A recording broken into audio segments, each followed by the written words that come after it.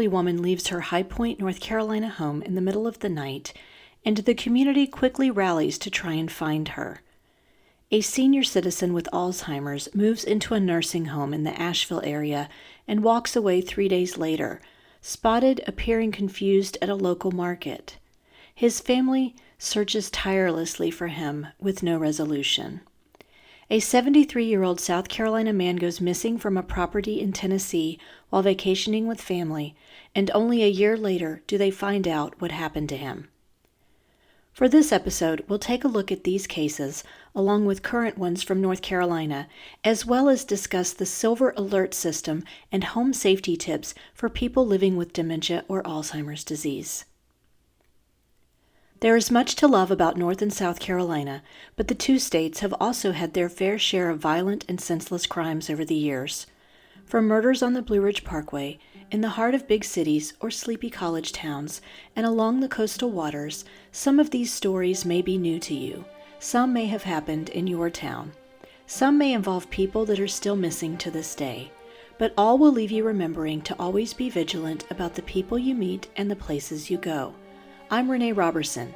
Please join me for Missing in the Carolinas. Episode 73, Missing Senior Citizens from the Carolinas. November is Alzheimer's Disease Awareness Month, so for this episode I wanted to focus on cases that involve senior citizens. Alzheimer's is a progressive deadly brain disease for which there is no cure, and it is not a normal part of healthy aging, according to Johns Hopkins Medicine.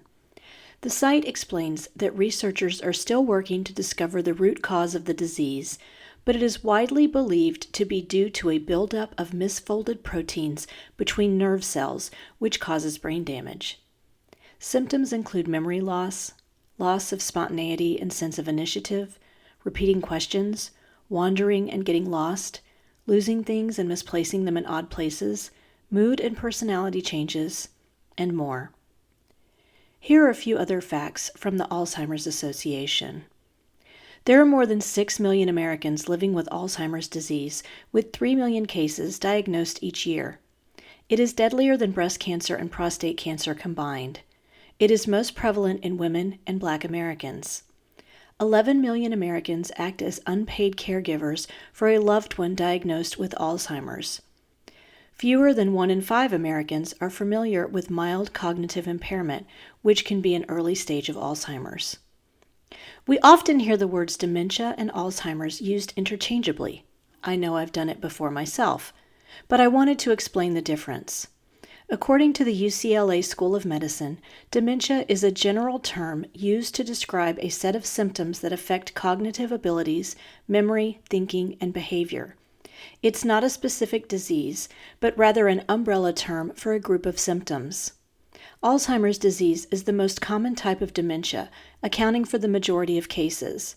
It is a progressive neurodegenerative disorder that primarily affects memory and cognitive functions. While Alzheimer's disease is the most common, there are several other causes of dementia, including but not limited to vascular dementia, Lewy body dementia, and frontotemporal dementia. The Silver Alert system was created in 2006 in Colorado. Currently, 28 states, including North Carolina, have this system in place. A Silver Alert works much like an Amber Alert. The missing person incident is reported to the local police. Personal health information may be necessary, and it should show that the person, age 60 or older usually, suffers from dementia or is otherwise mentally impaired. After the initial verification, the local police inform the state agency tasked to issue alerts. This alert is then displayed on highway signs and broadcast on radio and televisions. The difference between an Amber Alert and a Silver Alert, though, is that an Amber Alert will immediately interrupt regularly scheduled programming, while a Silver Alert won't. One other alert that you may hear about is a Missing Endangered Alert, and this is usually issued when a person with a non-medical cognitive impairment is reported missing. The person must be reported to law enforcement within 72 hours, and there has to be a risk of potential abuse, risk of physical harm, neglect, or exploitation.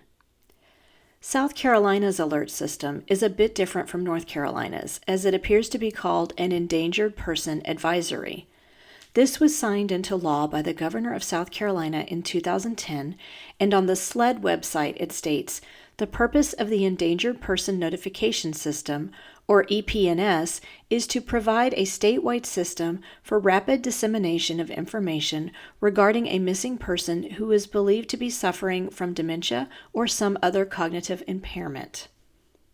The website sled.sc.gov/endangered also states, "If the Missing Persons Information Center at the South Carolina Law Enforcement Division receives a report from a local law enforcement agency that involves a missing person who is believed to be suffering from dementia or some other cognitive impairment, for the protection of the person from potential abuse or other physical harm, neglect, or exploitation, the center shall issue a notification providing for the appropriate dissemination regarding the person. The request has to be from a law enforcement agency." The EPNS will then notify a group of state agencies, local broadcasters, and other media outlets that have agreed to rapidly disseminate an endangered person advisory to the public to assist in the recovery only when the criteria are met and there is enough information available. Today, there are also several counties in South Carolina that employ the use of Project Lifesaver, a program designed to safeguard members of the community who are at risk from wandering, including senior citizens. The program was founded in 2007 and funded through the county's local pilot club. It is the only organization that is allowed to electronically track human beings. The concept was inspired by the Stokes County Mountain Rescue, which provided hikers and campers who entered the state park a transmitter in case they got lost while on their travels within the park. The rescue service would collect the transmitters from the guests when they left the park. Project Lifesaver adopted this idea, and with the federal government stating Project Lifesaver could electronically track at-risk wanderers, the program was born. To enroll in the program, a caregiver contacts Project Hope, who is in charge of client management, and lets them know they are interested in enrolling a loved one in the program. If a client wanders off from their caregiver, the family or caregiver can then call a predetermined number and activate Project Lifesaver. Responding officers will use their training, equipment, and knowledge of the program to bring that loved one home. Presently in South Carolina, Project Lifesaver agencies are in the following counties: Richland, Aiken, North Augusta, Horry, Myrtle Beach, Charleston, Lee, Oconee, Chester, Cherokee, Darlington, Orangeburg, and Sumter. On episode 18 of this podcast, Missing Runners in North Carolina, I shared the story of Spencer resident Rick Travis, a 66-year-old man who disappeared after heading out for a run on one of his normal routes. An experienced marathoner, Rick had also been diagnosed with a mild cognitive dysfunction memory loss. While a silver alert was issued quickly, Rick wasn't found until almost a year later. I'll link this episode in the show notes if you haven't listened to it yet. There are currently 3 active silver alerts in North Carolina. The first one was issued on September 4th of this year. James Henry Sorensen is a 68-year-old white male who stands around 5 feet 10 and weighs 143 pounds. James is believed to be suffering from dementia or Alzheimer's. He has short, brown, curly hair and blue eyes. He was last seen wearing a black t-shirt, blue pants, and tennis shoes. He was last seen near Brookshire Place in Asheville. Anyone with information about James Sorensen should call S. Ball at the Asheville Police Department at 828-252-1110. The next silver alert was issued for Bruce George Carr on September 19th of this year. He is also believed to be suffering from dementia or Alzheimer's. Bruce is a 77-year-old white male who stands 5 feet 8 inches tall and weighs around 140 pounds. He has long white hair and brown eyes. He was last seen at Mission Hospital in Asheville, where he left on foot. At the time he went missing, he was wearing tan shorts, black socks, a blue shirt, and a hat. His possible location now could be around Pritchard Park or the River Arts District. If you have any information about Bruce Carr, please call Officer C. Watkins at the Asheville Police Department at 828-782-0655. And finally, 84-year-old Caleb Lowe went missing from Wilkes County on October 1st of this year. He is also believed to be suffering from dementia or Alzheimer's. Caleb is 5 feet 11 inches tall and weighs around 200 pounds. He has short gray hair and blue eyes. He was last seen on Mars Mountain Place in Boomer, North Carolina, driving a 2021 white Nissan van with the license plate HLW1325. Anyone with information about Caleb Lowe's whereabouts should call Lieutenant Derek Taylor at the Wilkes County Sheriff's Office at 336-452-4632. On November 6, 2004, 68-year-old young Chang went missing from Mount Pisgah Family Care Home in Candler, North Carolina. Young had only moved into the home 3 days prior, November 3rd, due to the development of the early stages of Alzheimer's. He had previously lived in the Atlanta, Georgia area. On the same day as the initial disappearance from the care facility, which investigators believed was simply due to Young having wandered off, he was spotted in the Pisgah Valley Market. Officers brought a dog team to the market where the scent of Young was located and followed it to a nearby mobile home park. However, he was not there and the search continued without another solid lead. The biggest concerns investigators had at the time was the environment where young Chang had gone missing. Candler, located near Asheville, consisted of steep and rough terrain, according to the chief of the Upper Hominy Volunteer Fire and Rescue Department, Steve Hensley. The temperature was also extremely cold, especially at nighttime. This made searching for the senior citizen more difficult. At the time, the local authorities believed someone may have given Young a ride out of the area, but no one ever came forward with information. The man was a native of Korea and spoke very little English. This case had assistance from 5 fire departments, dog teams from 3 police departments, and the North Carolina Highway Patrol. The majority of the search was conducted by the Buncombe County Sheriff's Department. Detective Roger Watson from this department said at the time, "We've looked everywhere, the airport, truck stops, bus stops, everywhere." Helicopters searched the area, and police followed various leads that would pop up as the weeks went on. They investigated every possible sighting and any information they received about what may have happened. Those involved in the case were sure that young Chang was driven to the market where he was last seen and hoped to find whoever may have given him this ride. Young's son, Charles Chang, was on military deployment at the time of his father's disappearance. He was stationed in Korea, where young Chang was originally from. Charles, a major in the Army at the time and an Iraq War veteran, was only home for a month and spent the entire 30 days looking for his father. When interviewed by the Asheville Citizen-Times on November 8, 2004, Charles said, "There is no word to describe the feeling of knowing that he may be out there somewhere cold and hungry." Charles and his family set up a $50,000 reward for the location of young Chang. Unfortunately, the missing 68-year-old was never found. What happened to the Alzheimer's patient after he wandered off is still a mystery to this day, and 19 years later, it is likely to remain a cold case. At the time he went missing, young Chang was wearing a gold nugget-patterned Seiko watch on his left wrist and possibly white pants, a white short-sleeved polo shirt, a blue denim pullover or sweatshirt, and house slippers or loafers. Anyone with information is asked to call the Buncombe County Sheriff's Department at 828-255-5555. Heddie Dawkins was an 81-year-old woman living in High Point, North Carolina, who went missing on the morning of August 24, 2022. Heddie's daughter, Rhonda Neal, went to check on her mom at 10:30 a.m. and found her room vacant. A silver alert was issued, and that call marked the beginning of a week-long search throughout the community to find her. At least 100 police officers and volunteers offered their time to try and bring Heddie Dawkins home. Heddie struggled with Alzheimer's.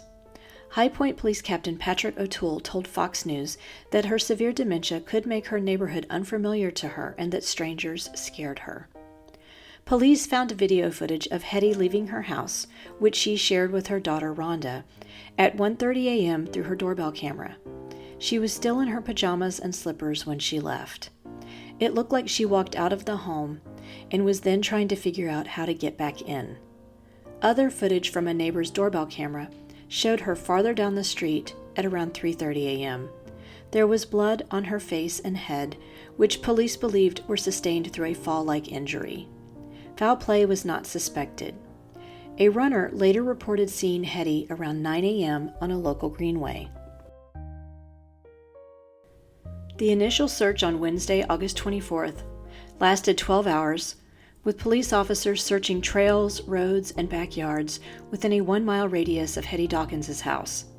Some even employed the use of infrared drones, but nothing was found, and the following 3 days suffered the same results even after an extended search radius. 60 to 70 officers were searching for the elderly woman using drones, ATVs, kayaks, motorcycles, and bicycles, all trying to cover more ground and lead the search more efficiently.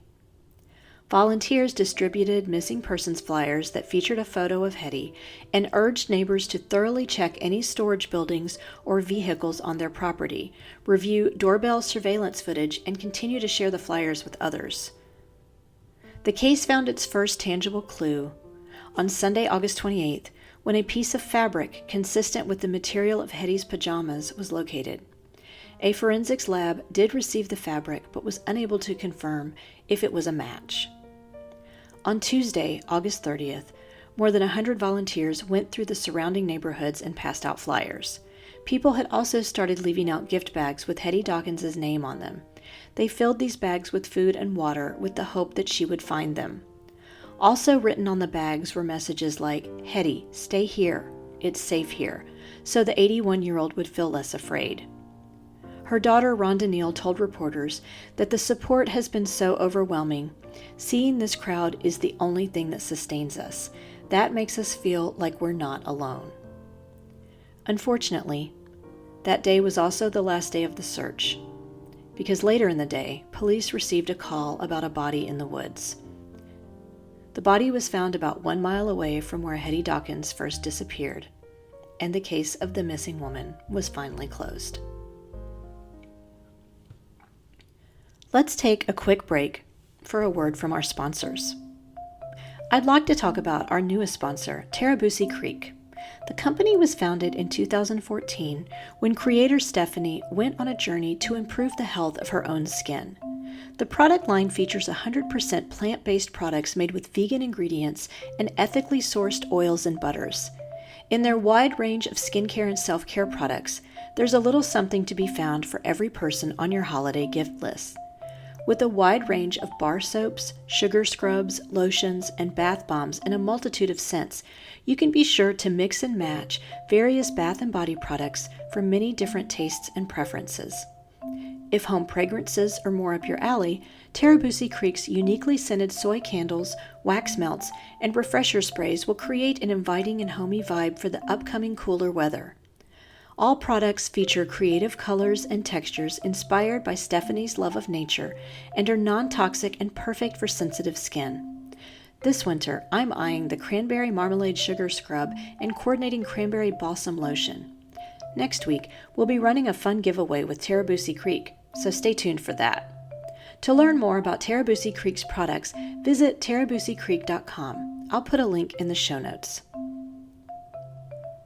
True crime is more popular than ever, thanks to documentaries, podcasts, and media outlets that produce gripping crime stories. This is great news for writers wanting to explore this market. Crime narratives are not only compelling for consumers, they can also help find justice for victims, their families, and the community. In fiction, using true crime elements and journalistic techniques can help deepen the storyline and add authenticity to characters and plot. Do you enjoy reading and consuming true crime content and would love to find a way to write and publish your own? In a webinar I'll be teaching through Wow Women on Writing next spring, I'll share how to find story ideas, how you can use true crime elements in nonfiction and fiction, where to pitch your true crime work, and more. You also have an opportunity to send an article outline or project pitch to me for feedback. The webinar will take place on March 14th, 2024 from 7 to 8:30 p.m. Eastern Standard Time and will be recorded for those who can't attend in person. The cost is only $45, and there are a limited number of spots, so register today at wow-womenonwriting.com and click on the Classes tab. And now, let's get back to the show. It took more than a year for the family of South Carolina senior citizen named Joe Hall to find out what happened to their loved one. Joe went missing while camping with family over Memorial Day weekend in 2021 in Jefferson County, located in Tennessee, about 30 miles east of Knoxville. It appeared he slipped out of bed with $6 in his pocket, no cell phone, and headed outdoors without making a sound. The terrain around the road where Joe disappeared from was described as having heavy vegetation, steep hills, rocky terrain, rivers, and brush. Joe's son, Randy Hall, told the media at the time that they visited Jefferson County for vacations because it was where Joe had spent the first 14 years of his life. At the time, Joe had been diagnosed with Alzheimer's for 5 years, and while Randy said his mobility was good other than arthritis, his father was having many issues with his memory. 73-year-old Joe stood 5 feet 9 inches tall and weighed around 260 pounds when he went missing.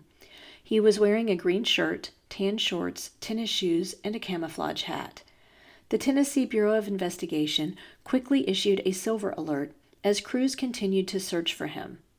A driver did report seeing the man walking, and investigators marked that spot with a small orange flag. The search went cold until almost a year later, when a resident on Shropshire Hollow Road, about 2 miles from where Joe went missing, was shocked to discover bones his dog had brought into their barn were human. He contacted the sheriff's department and took them to the location of the remains. Dental records later confirmed that Joe Hall had been found. As you can tell by the cases I've talked about today, Alzheimer's and dementia causes changes in the brain and body that may affect safety. These can include forgetting how to use household appliances, getting lost on one's own street or neighborhood, becoming easily confused, suspicious, or fearful, having trouble with balance, and experiencing changes in vision, hearing, and sensitivity to temperatures or depth perception. The Alzheimer's Association has a comprehensive list of home safety tips on their website for caregivers and families of people living with the disease. You can download a full checklist at alz.org, and I'll put that link in the show notes too. Here are a few tips of note. Avoid safety hazards in the kitchen. Use appliances that have an automatic shutoff feature. Disconnect the garbage disposal. Discard toxic plants or decorative fruits that may be mistaken for real food. Remove vitamins, prescription drugs, sugar substitutes, and seasoning from tables and counters. Be prepared for emergencies. Keep a list of emergency phone numbers and addresses for local police and fire departments, hospitals, and poison control helplines. Install locks out of sight. Place a latch or a deadbolt either above or below eye level on all doors. Remove locks on interior doors to prevent the person living with dementia from locking themselves in. Keep an extra set of keys hidden near the door for easy access. Avoid injury in the bathroom. Install grab bars for the shower, tub, and toilet to provide additional support. Apply textured stickers to slippery surfaces to prevent falls. Consider installing a walk-in shower. Secure large furniture. Check that bookshelves, cabinets, or large TVs are secured to prevent tipping. Ensure chairs have armrests to provide support when going from a sitting to standing position. This brings us to the conclusion of this episode of Missing in the Carolinas. If you enjoyed this episode, please do me a favor and give it a 5-star rating wherever you listen to your podcasts. If you'd also like to support the show in a small way, you can buy me a coffee over at buymeacoffee.com, Renee Robertson. Thank you so much for those who have already supported me through this platform. Special thanks to our editorial intern, Aaron Settlemeyer, who wrote the segments about young Chang and Heddie Dawkins for us. Be sure to tune in next week, where we'll be featuring deaths in North and South Carolina suspected to be connected to fraternity hazing rituals. We're also now on Instagram, Facebook, and YouTube, so please like our pages and get started on a discussion of the missing people profiled on the show. Do you know of a missing persons case in North or South Carolina that you think should be covered? Email me at missinginthecarolinas@gmail.com with any details you can share. Cover art for this podcast was designed by Macintosh Multimedia. Sound editing is provided by Daniel Robertson. Thanks so much for listening.